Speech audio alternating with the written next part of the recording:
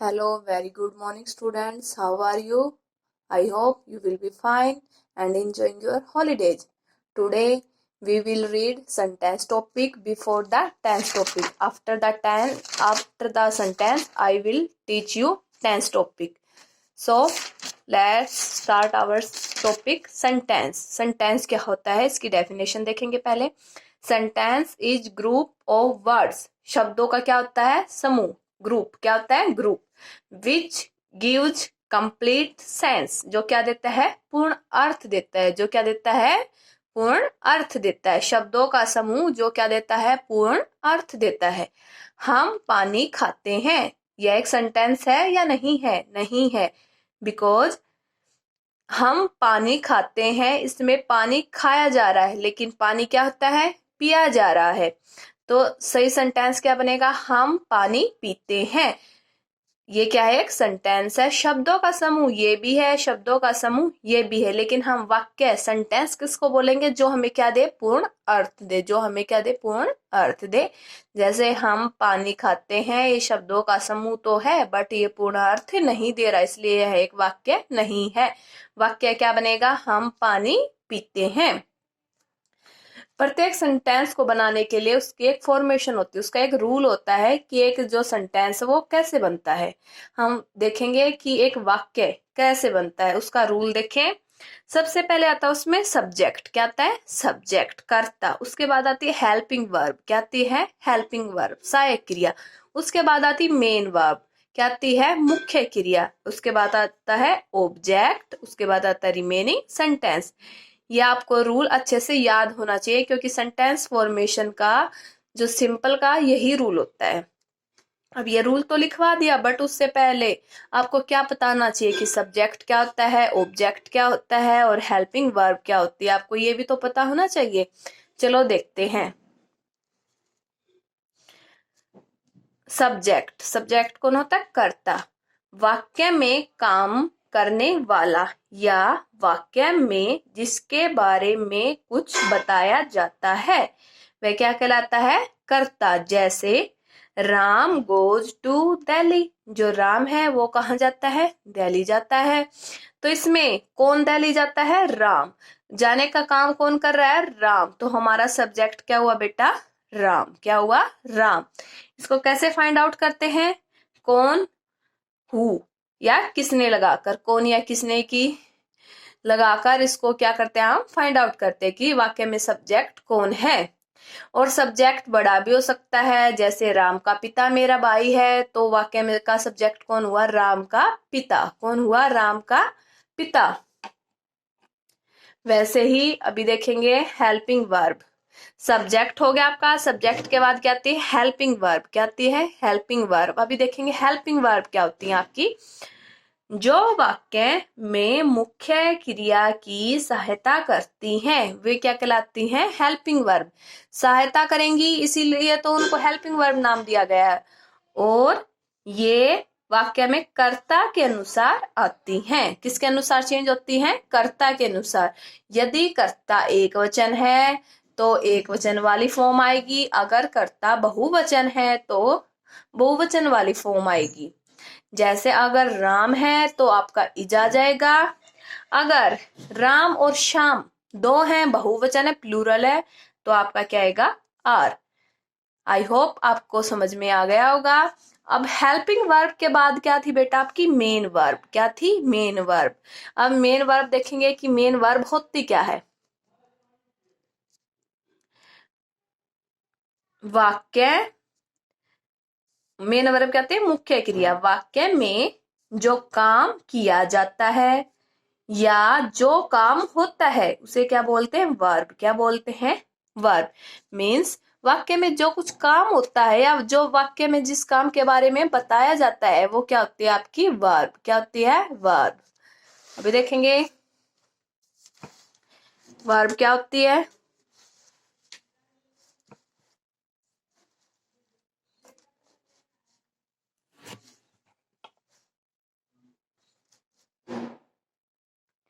जैसे लिखना, पढ़ना, सोना, जागना, रहना, खरीदना, बेचना, ये सभी क्या है आपकी?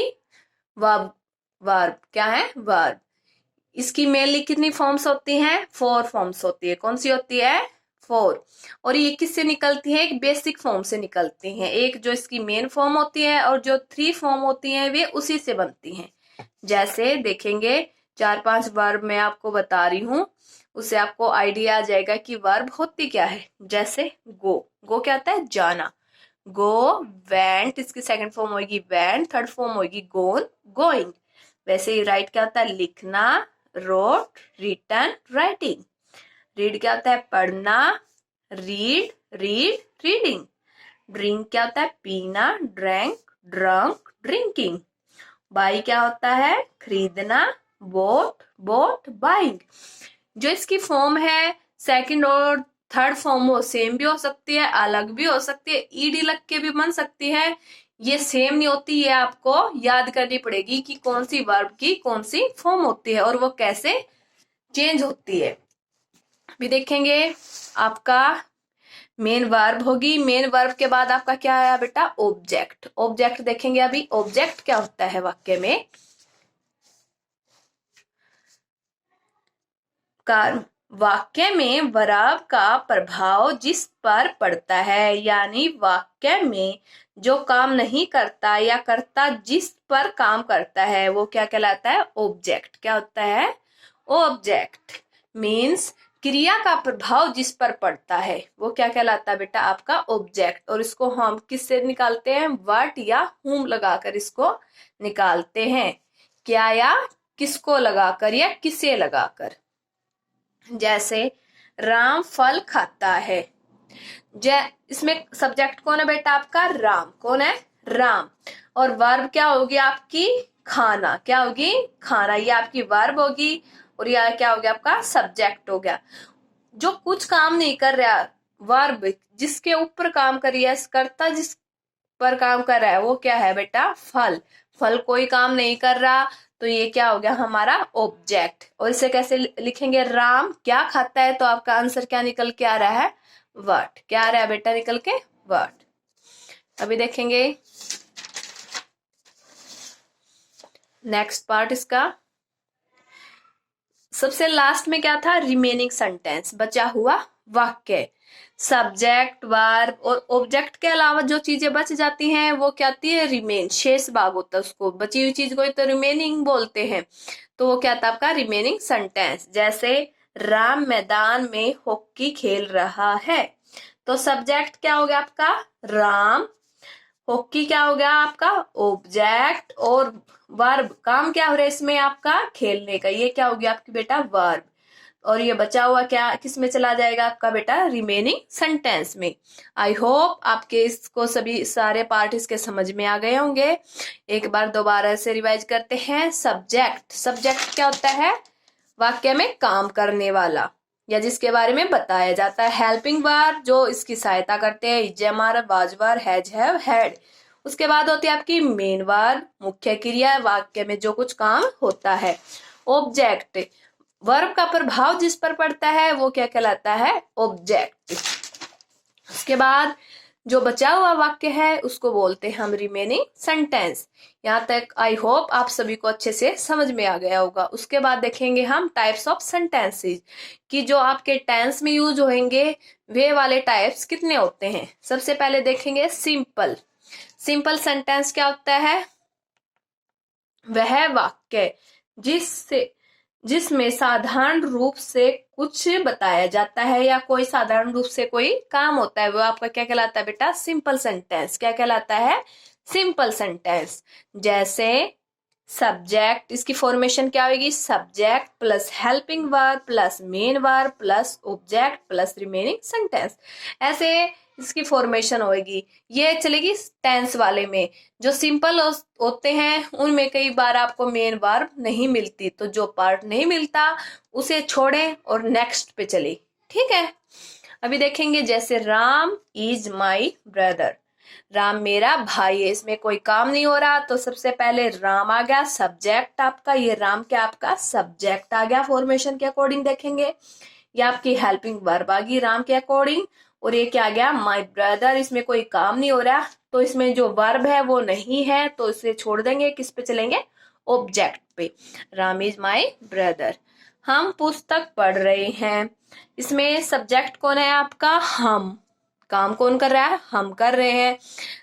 काम क्या हो रहा है? पढ़ने का, तो वो वर्ब होगी। तो और ये क्या हो गया? पढ़ क्या रहे हैं? पुस्तक। तो ये क्या हो गया आपका? ऑब्जेक्ट हो गया। तो फॉर्मेशन बनाएंगे। We are reading the book. सबसे पहले सब्जेक्ट, सब्जेक्ट के बाद हेल्पिंग वर्ब, इसमें मेन वर्ब भी है आपकी। तो मेन वर्ब क्या है? पढ़ना, रीडिंग द बुक। उसके बाद आएगा आपका नेगेटिव सेंटेंस, नकारात्मक वाक्य। जिस वाक्य में नोट का प्रयोग होता है। नेगेटिव का मतलब ही क्या होता है? जिसमें किस का प्रयोग हो? नहीं का प्रयोग हो। जैसे सीता मेरी बहन नहीं है। तो सब्जेक्ट क्या है इसका? सीता। और नहीं है तो note, Sita is note my sister.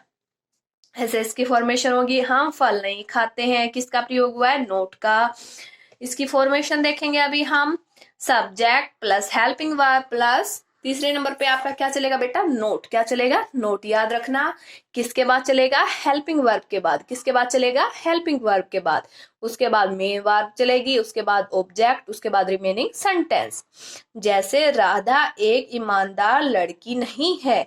तो सब्जेक्ट कौन है आपका? राधा। और एक ईमानदार लड़की, ये क्या? ऑब्जेक्ट। और नहीं है तो क्या हो गया बेटा? नोट। सबसे पहले क्या चला? सब्जेक्ट राधा, उसके बाद हेल्पिंग वर्ब इज, नहीं है तो क्या लग गया तीसरे नंबर पे आपका? नोट।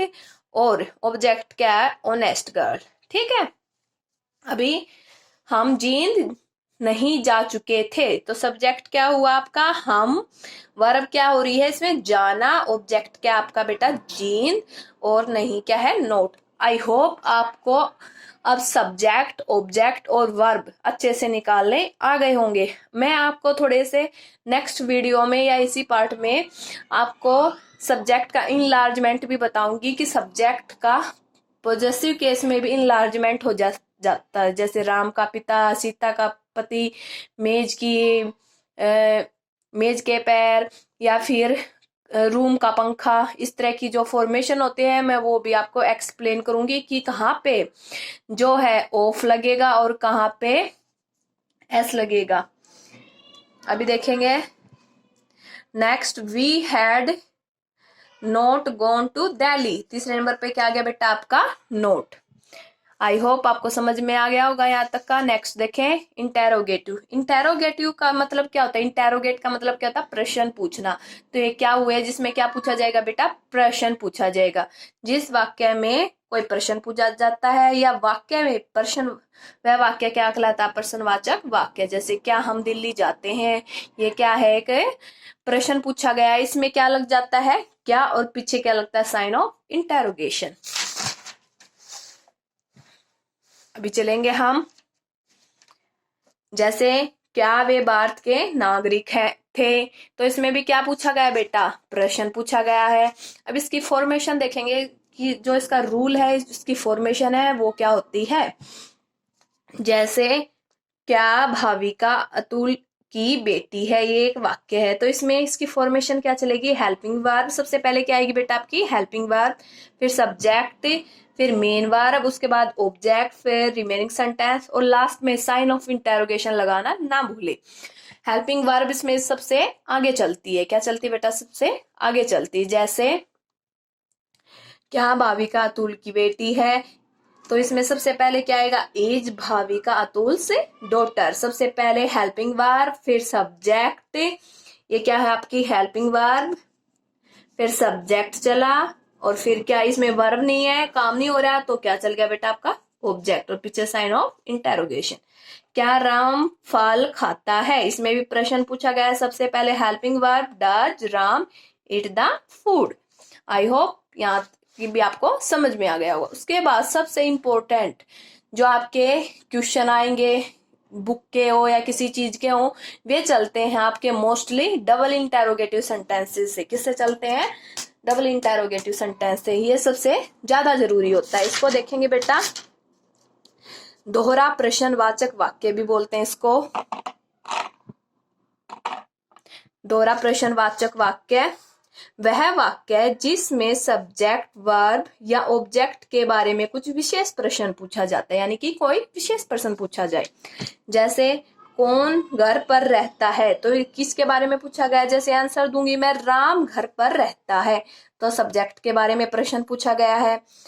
राम किसको पीटता है, राम मोहन को पीटता है, तो किसके बारे में पूछा गया, ऑब्जेक्ट के बारे में। ये सब्जेक्ट है क्योंकि कौन क्या होता है, सब्जेक्ट होता है। कौन किसके बारे में पूछा जाता है, सब्जेक्ट के बारे में, और किसको, ऑब्जेक्ट के बारे में। ये मैंने आपको पहले बता दिए थे। और किसकी पुस्तक तुमने खरीदी, सीता की पुस्तक खरीदी, तो ये क्या है, इसका पॉजेसिव केस है। कब वे तुमसे मिले, कब मिले, सुबह, ये क्या पूछ रहा है, टाइम पूछ रहा है। अब क्या होता है इसमें बेटा, जिसके बारे में प्रश्न पूछेंगे उसकी जगह क्या हो जाएगी, खाली हो जाएगी। क्या हो जाएगी, खाली। तो जब इसका हम रूल लिखेंगे तो उसमें उस जगह को छोड़ के हम नेक्स्ट पार्ट पे चलेंगे, ठीक है। और इसमें सबसे ज्यादा जरूरी होता है WH फैमिली वर्ड। क्या होते हैं WH फैमिली वर्ड, देखें कि WH फैमिली वर्ड होते क्या है। ये इनमें मोस्टली किसका यूज होता है, WH का, इसलिए इनको हम क्या बोलते हैं, WH फैमिली वर्ड। जैसे व्हाट क्या, वैन कब, हाउ कैसे, वेयर कहाँ, वाई क्यों, हाउ मैनी कितना संख्या में, हाउ मच कितना मात्रा में। ये आपको याद करने पड़ेंगे, सारे लिखने हैं आपको अच्छे से और याद करने। सबसे इम्पोर्टेंट जिसमें बच्चे भी गलती करते हैं और कई बार बड़े भी कर देते हैं, जैसे हुज और विच वाले। हुज किसके लिए यूज करते हैं हम, पॉजेसिव केस के लिए, बट किसके लिए, सजीव के लिए। इसमें जो सब्जेक्ट या ऑब्जेक्ट है वो हमेशा क्या चलता है बेटा, साथ। क्या चलता है, साथ। ये याद रखना, जो हुज है और जो विच है उसमें सब्जेक्ट या ऑब्जेक्ट हमेशा क्या चलता है बेटा, साथ, क्योंकि ये उसकी कौन सी फॉर्म होते हैं, पॉजेसिव फॉर्म। कौन सी फॉर्म होती है बेटा, पॉजेसिव फॉर्म। और पॉजेसिव फॉर्म में क्या होता है, संबंध दिखाते हैं, और संबंध दिखाने के लिए हमें किसी सब्जेक्ट या ऑब्जेक्ट की क्या पड़ती है बेटा, आवश्यकता पड़ती है। इसलिए इनके साथ क्या चलता है हमेशा, या तो सब्जेक्ट चलेगा या फिर क्या चलेगा, ऑब्जेक्ट। और हुज होता है किसका, किसकी, सजीव चीज के लिए। और विच होता है निर्जीव चीज के लिए। कौन सी चीज के लिए, निर्जीव चीज के लिए। हु होता है कौन, ये इसका सब्जेक्टिव केस होता है, मैंने बताया था। सब्जेक्ट निकालने के लिए हम किसका प्रयोग करते हैं, हु का, और ऑब्जेक्ट निकालने के लिए क्या करते हैं हम, हुम का।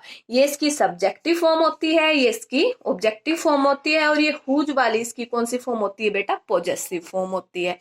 जो आपने इंटेरोगेटिव वाला किया था उसके आगे ओनली क्या जुड़ जाएगा, क्या ऐड हो जाएगा, WH फैमिली का वर्ड। क्या ऐड हो जाएगा बेटा, WH फैमिली का वर्ड। और ये WH फैमिली का वर्ड मैंने बताया था इनमें से किसी चीज के लिए आया होगा तो वो चीज वहां से हट जाएगी और हम किस पे चलेंगे, नेक्स्ट पे चलेंगे, ठीक है। जैसे कौन सरोज का भाई है, तो सिंपल सा सेंटेंस है, इसमें कोई वर्ब नहीं है, तो क्या आएगा, हु। कौन के लिए किसका वर्ड का यूज करते हैं हम, हु। और फिर क्या आएगी, हेल्पिंग वर्ब। सरोज का भाई एक है तो क्या आ गया, इज। हु इज सरोज से ब्रदर, कि कौन सरोज का भाई है। राम कहाँ रहता है, तो कहाँ के लिए सबसे पहले WH फैमिली का वर्ड वेयर। और डज राम लिव, क्योंकि अगर मैं इसमें आंसर दूं राम दिल्ली रहता है, तो ये कहाँ किसके लिए आया बेटा, दिल्ली के लिए। किसके लिए आया है, दिल्ली के लिए। अब देखेंगे किसके कपड़े मोहन पहनता है। अब ये बिल्कुल ध्यान से देखना है, मैंने आपको बताया था कि जो किसका किसकी वाले होते हैं उसमें ऑब्जेक्ट क्या चलता है बेटा, साथ में चलता है, ऑब्जेक्ट या सब्जेक्ट। तो कई बार क्या करते हैं, इस क्लोथ्स को हम पीछे लिख देते हैं, whose does Mohan wear the cloth.